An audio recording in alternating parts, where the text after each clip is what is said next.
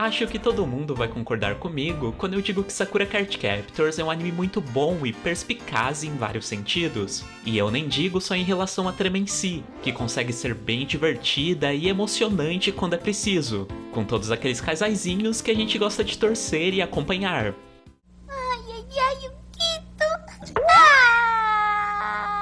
Mas também em relação à sua lore, que realmente é muito bem construída, apesar de ficar um pouco em segundo plano durante todo o desenvolvimento da história. Se eu pudesse colocar um ponto central onde toda a série iria girar em torno, eu colocaria no conceito do mago. Pois é, nesse universo existem pessoas especiais que podem utilizar magia e que, consequentemente, criam livros de magia. E por sua vez, livros esses que são guardados por algum tipo de criatura mágica, que também foi criado por essa mesma pessoa. Bom, e agora você me pergunta, onde entrou esse conceito no anime original? Então, logo no primeiro episódio, a Sakura encontra o livro na biblioteca do seu pai. Livro esse que ela abre e está repleto de cartas mágicas. Pois é, aquele era um livro de magia, por mais que teoricamente funcionasse mais como um porta-cards, né? Bom, e esse item havia sido criado pelo tão famigerado Mago Clow, o mago que escolheu a pequena Sakura como sua sucessora e herdeira do seu poder mágico. Só que é legal lembrar que esse livro tinha 2 guardiões ao invés de um, que no caso eram Kerberos e Yui. E isso aconteceu porque, diferente dos demais magos, que só podiam utilizar uma, o Clow, por sua vez, podia utilizar 2 tipos de magias diferentes, que no caso eram a de tradição ocidental e a de tradição oriental. Bom, o seu maior legado, que ele se preocupou tanto em passar para um sucessor, eram justamente as cartas Clow, que ele criou a partir dos 2 tipos de poderes que ele podia utilizar. Porém, não pensem que ele foi as criando de forma aleatória. Na verdade, as cartas possuem toda uma organização, e inclusive a sua própria hierarquia. Pois é, existem cartas principais e cartas derivadas dentro de um sistema até que bem complexo. E sendo assim, eu resolvi desenhar a organização delas pra gente ver como fica. Bom, no topo da pirâmide está o mago, a pessoa que irá alimentar os poderes das cartas, que em sua criação era o próprio Mago Clow, posteriormente se tornou a Sakura, e agora, nessa nova fase que está atualmente em publicação lá no Japão, que é a fase Clear Card, está sob o domínio de uma outra pessoa. Só que como eu não quero dar spoilers, eu recomendo aos interessados que procurem nosso vídeo sobre Clear Card, onde eu falo mais abertamente sobre esse assunto. Então, como eu disse, esses itens foram criados a partir de 2 magias diferentes, que é a ocidental, a magia representada pelo Sol, e a oriental, a magia representada pela Lua. E cada lado tem seu respectivo guardião, o que explica o livro ter 2 deles ao invés de um. O Kerberos guarda as cartas do Sol, e o Yui as da Lua. O que podemos observar bem a partir das suas personalidades, que são bem conflitantes, onde o primeiro é mais alegre e agitado, e o segundo é mais tranquilo. No anime, ao todo foram 52 cartas mágicas criadas pelo mago, isso retirando aquela que a Sakura criou no último episódio e algumas que só apareceram nos filmes. E elas são divididas nessas 2 colunas, 26 pro lado do Sol e 26 pro lado da Lua.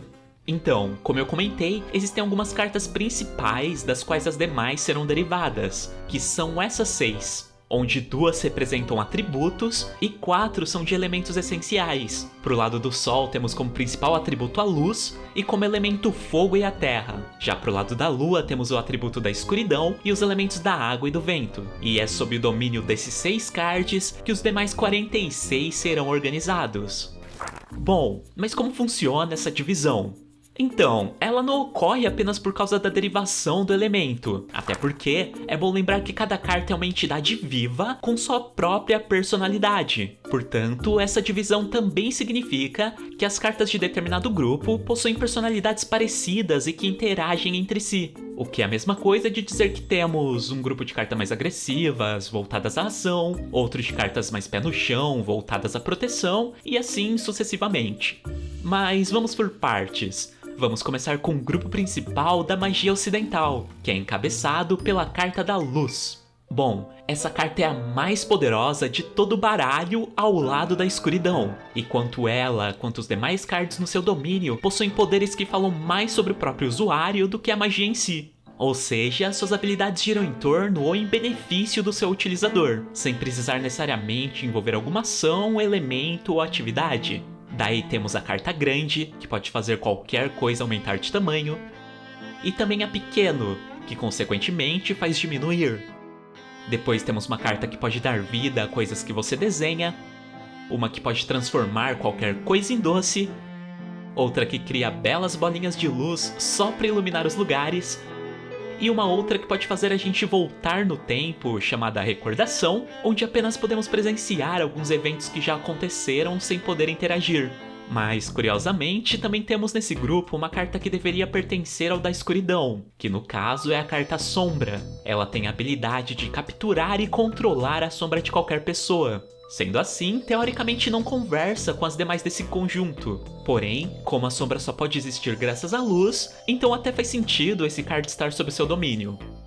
Bom, continuando na magia ocidental, temos o grupo sob o comando da carta do elemento fogo, que como você pode imaginar, são as mais voltadas à ação. Daí nós teremos cartas exclusivas de ataque que são a flecha, a carta da luta, a que dá uma força sobre-humana, a do tiro, também temos a espada e a do trovão. Porém, também temos cartas que exigem uma grande força mágica de seu usuário para poderem ser utilizadas, que no caso é a Gêmeos, que permite que você duplique qualquer coisa, e também a Através, que faz você atravessar objetos sólidos. E terminando as cartas de magia ocidental, nós temos a sob domínio da Terra, que como a própria característica do elemento nos dá a entender, tem mais a ver com a estabilidade e segurança do seu utilizador. Sendo assim, nesse grupo nós teremos a carta Escudo, que cria uma barreira para proteger seu mestre, a Espelho, que pode tanto criar uma cópia exata de qualquer coisa, quanto também refletir ataques e os direcioná-los de volta a quem os atirou, e a Cadeado, que pode trancar qualquer tipo de porta ou passagem. Daí também temos as que podem controlar ou alterar o campo, como a Areia, a Laço, que pode unir ou interligar dois caminhos diferentes, e a Labirinto, que pode criar uma própria dimensão para prender alguma pessoa.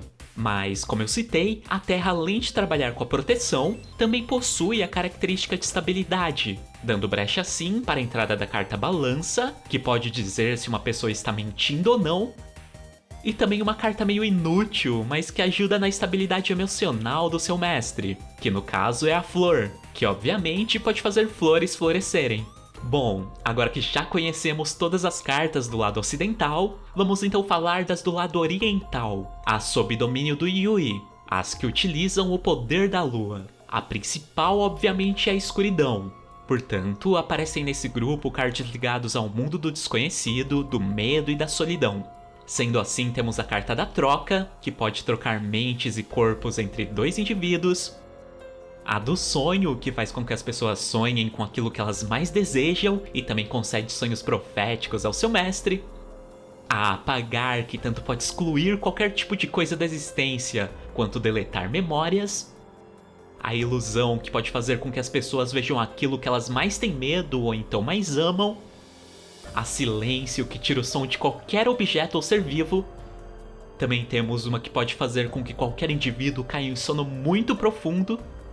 E por fim, temos a carta Tempo, que consequentemente pode manipular o tempo como bem desejar, pausando, acelerando, desacelerando, congelando ou até mesmo fazendo com que acontecimentos se repitam. Bom, agora vamos para os elementos, e o primeiro relacionado à magia da lua é a água, e as cartas desse grupo vão conversar bem com o que a água representa, já que às vezes ela pode ser agressiva, causando enchentes, grandes correntezas e ondas gigantes, e às vezes pode ser calma. Sendo assim, teremos cartas que também terão essa mesma dualidade, ou seja, que podem ser usadas tanto de forma mais amena, quanto de forma mais agressiva, dependendo da necessidade. Como a carta Onda, a Neve, a Chuva, a que pode congelar qualquer coisa, e também a Névoa. E sim, a névoa tanto pode servir para cobrir alguma região, atrapalhando assim a visão de algum possível inimigo, quanto ser corrosiva e consumir qualquer tipo de material. Mas além dessas, também temos algumas cartas que são 100% tranquilas, como a bolha, que foi criada pelo Mago Clow para dar banho no Kerberos e também lavar roupas e louça. A nuvem, que apesar de também poder fazer chover, tem como principal característica a criação de nuvens no céu que se movem segundo a vontade do seu mestre.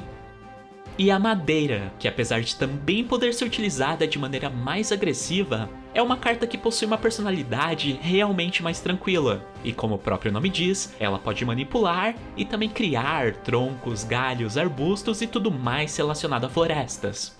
E terminando os grupos, temos aquele que está sob o domínio do elemento vento, que podemos resumir como a de cartas cujos poderes estão mais ligados a ações de natureza física ou corporal, que pode ter a ver com movimento, e por isso temos a carta corrida, que faz o usuário correr em alta velocidade, a flutuação, que faz coisas ou pessoas flutuarem, a voo ou asas, que literalmente dá asas a algum objeto ou a própria pessoa, a salto, que te dará algumas asinhas no tornozelos que te farão saltar a grandes atitudes, e a movimento, que faz com que pequenos objetos sejam teletransportados de um lugar para o outro.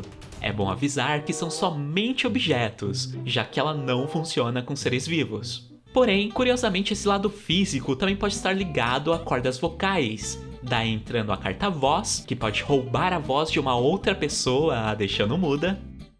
E a música, que ao gostar de uma voz, não a rouba como a carta anterior, mas sim a copia. Bom, e por fim temos uma carta totalmente fora da curva, em comparação às anteriores, que é a Tempestade. Ela está diretamente relacionada com os cards da nuvem, chuva, trovão, água e vento. E o motivo dela estar nesse grupo realmente é um grande mistério em termos de habilidades ou personalidade. Porém, se conecta no fator elemento. É legal destacar que essa divisão também influencia nos poderes das cartas, uma vez que elas se tornam mais fortes quando estão unidas às demais que elas estão relacionadas. Podemos usar como exemplo disso a carta Fogo, que se torna mais poderosa quando todo o seu grupo está reunido. Por sua vez, a Flecha, que é uma carta subordinada, fica mais forte se o seu utilizador já tiver o card que encabeça o seu grupo. Bom, e fica assim a divisão de todas as 52 cartas mágicas, que são divididas em 2 grupos de atributos, onde cada um deles terá 7 outras cartas sob o seu domínio, e 4 grupos de elementos, onde cada um deles terá mais 8 cards para comandar. Mas e aí, dentre essas, quais são as suas cartas preferidas? E qual desses grupos você achou mais interessante? Diz aí pra gente nos comentários. E nós iremos falar mais sobre Sakura no futuro vídeo, onde mais uma vez diremos juntos: liberte-se!